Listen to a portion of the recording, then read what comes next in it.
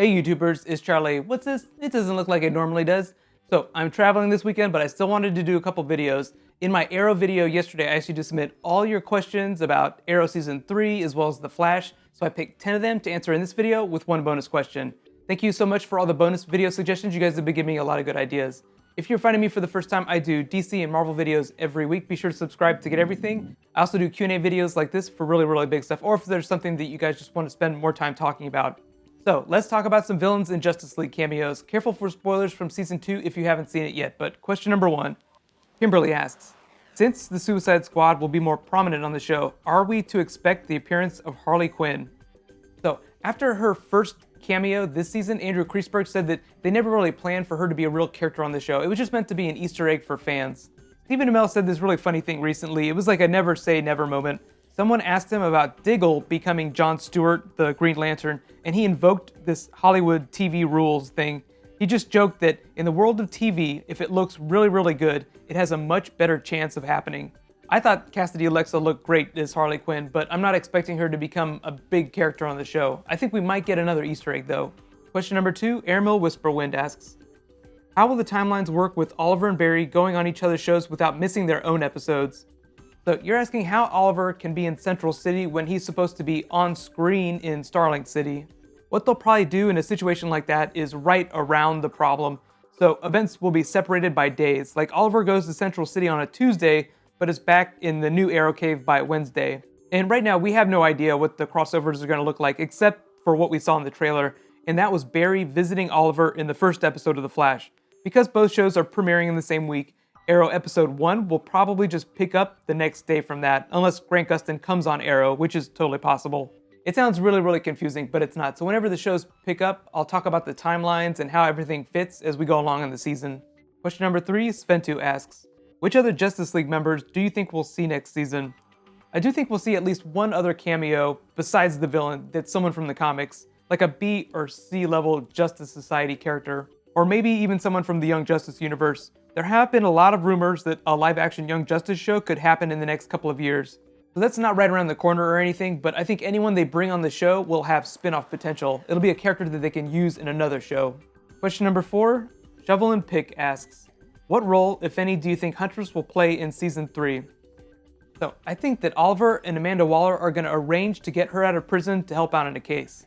Andrew Kreisberg already said that they're continuing to develop the Birds of Prey dynamic on the show.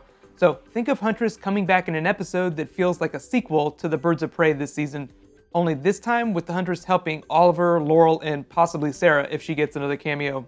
It's possible that Laurel could just occupy Sarah's spot as that Black Canary character, even if she doesn't become Black Canary yet. It would be like Huntress, Laurel, and Felicity teaming up, but anyone that has not had their head, chopped off is fair game to come back, not just the Huntress. Question number 5, Jerry asks, do you think they'd ever jump forward in time between seasons in the future, like fast forward? No, just talking about story devices, I think Arrow has really made flashbacks their thing, for better or worse. If we do see flash forwards, I think it will be via the Flash show, since Zoom is a character that moves around in time a lot. Plus, Jeff Johns is writing on the show. Remember how he wrote the Legion episode of Smallville? They could always do something similar on The Flash, where Barry Allen interacts with the Legion of superheroes. I wouldn't expect something like that in Season 1 though. Question number 6, Don't Forget asks, can you do a video saying what you think the writers could do to make Season 3 better than Season 2? Ooh, that is going to be tough. So I think there are a couple things that they have working in their advantage. Team Arrow is at a low point. Even though they defeated Slade, the collateral damage was off the charts. So they're going to have to go into rebuilding mode. Oliver has to get his company back, rebuild his fortune so they can buy more cool toys. They have to build out that new Arrow Cave, and they have to integrate a newly superpowered Barry into the team. I'm totally counting Barry as a member of Team Arrow this year, even if he isn't around all the time. He is officially part of the ever-growing family. So what a lot of professional sports teams do in rebuilding years is focus on fundamentals. So I think we're going to see some really awesome Oliver training montages, Rocky style, as he builds a stronger platform for Team Arrow to launch, their mission of justice from. The series takes a lot of its story cues from Christopher Nolan's Dark Knight trilogy, but I don't think we're going to see a Dark Knight Rises Batman arc for Oliver. That would be like the story they did if the series ever ended. Question number 7, Ricardo asks, do you think that Solomon Grundy could be the villain for Season 3? So we could totally see Grundy again. We don't really know what happened to him after the last time we saw him. He's just kind of floating around somewhere. I do not think that he's going to be the main villain though. Question number 8. Super Game Lord asks, what if they build a Smallville Clark-Lex relationship between Barry and Eddie? You're talking about Eddie Thawne. So I definitely think that they're going to have some sort of relationship because they're going to be working in the same building. I think that Thawne is going to already know that Barry is the Flash. There's a couple of things going on with his character. It's kind of interesting. I think they're basically combining Eobard Thawne and Hunter Zolomon.